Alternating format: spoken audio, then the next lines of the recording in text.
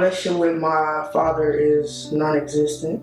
My relationship with my mother is very strong. My mother is like my backbone.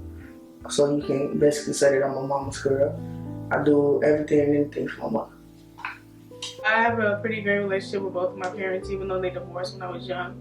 I live with my mom, so our relationship is a lot closer. But other than that, if I ever need anything or I need somebody to talk to, I can go to either parent. My relationship with my parents is high. It could be better. I would say I have a good relationship with my parents. I would have to say I have a great relationship with my children. I have a pretty good relationship with my parents. I have a better relationship probably with my dad than my mom. Just because I can relate to him more. We have a lot of one-on-one conversations and stuff like that. He's a good mentor. But yeah, he travels a lot, so it's kind of hard to.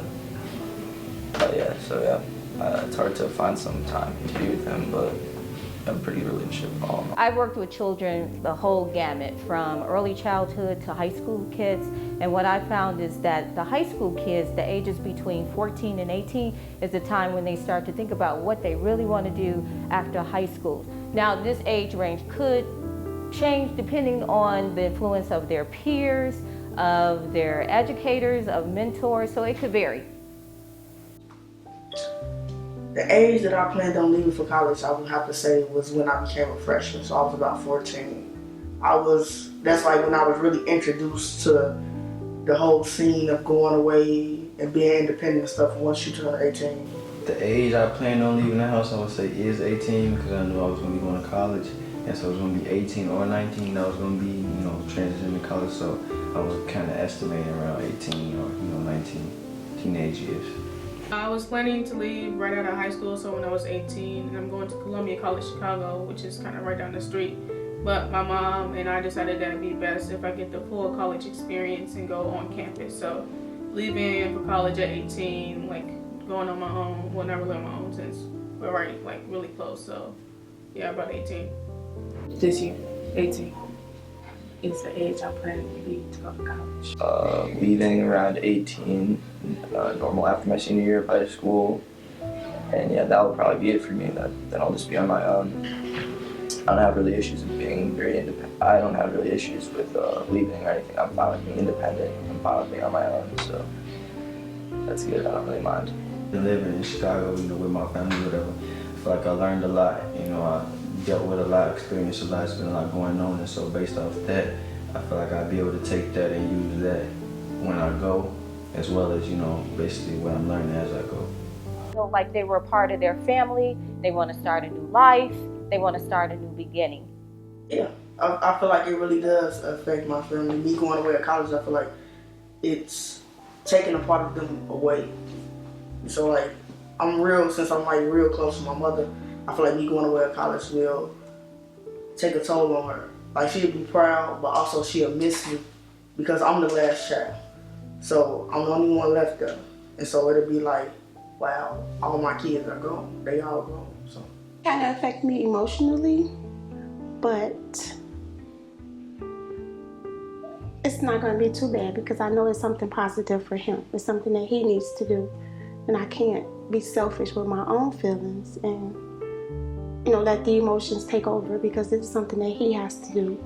And he has to grow and branch out and become a man without mommy. You need support in, being able to reach out to other people to help you be successful.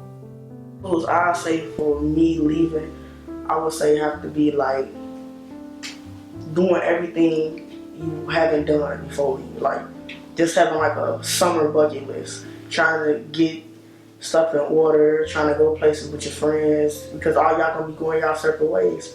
And even, another obstacle would be thinking about the future, because paying for college, it can be tough for some people. Some people don't have wealthy families or stuff like that. They don't have the resources that others might have. So it'll be a tough thing trying to go away. The vision I have for my children is for them to be able to be successful on their own, financially successful, able to fend for themselves and not have to depend on anybody.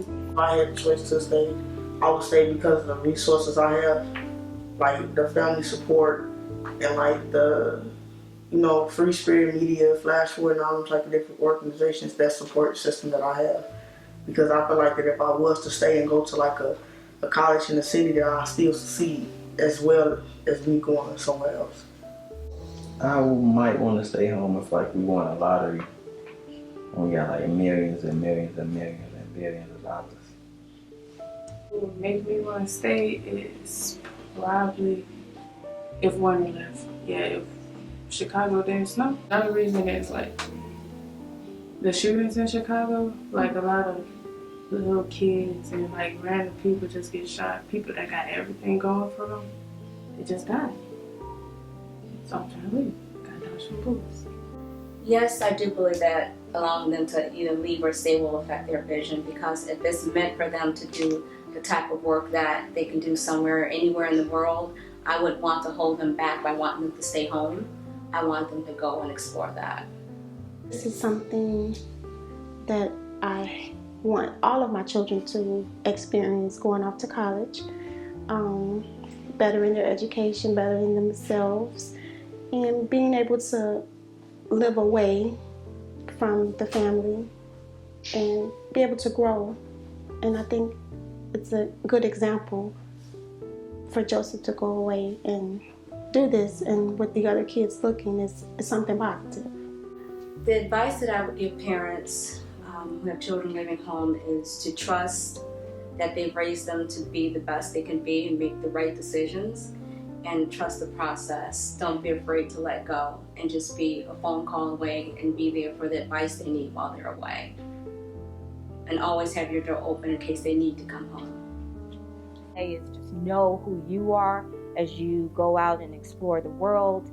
Make a list of what your strengths are, what your weaknesses are, and know that whatever your challenges are, your weaknesses are, seek out support and help to have someone help you through those areas where you need support in. Believe in yourself and be persistent. Never give up until you reach your dream. My kids to leave for the simple fact I won't want them to feel like they're being baby. I would like for my kids to understand that leaving is a part of growing up. So explore as much as you can. Learn as much as you can. Don't feel like you're limited to this space. The whole world is at your fingertips. Just go. Definitely, while you have an opportunity, is to establish the best relationship that you can with your children while they're still in the household. Encourage them, support them, and then as they begin to migrate and become the person that they want to be, know that they still going to need your support. They want you to be there with them. And if the parent needs support, and I've seen this in many cases where the parents have had to adapt and they have fears, and I say seek out other parents who've experienced this empty nest syndrome, or parents who have had children go off to college, start new careers.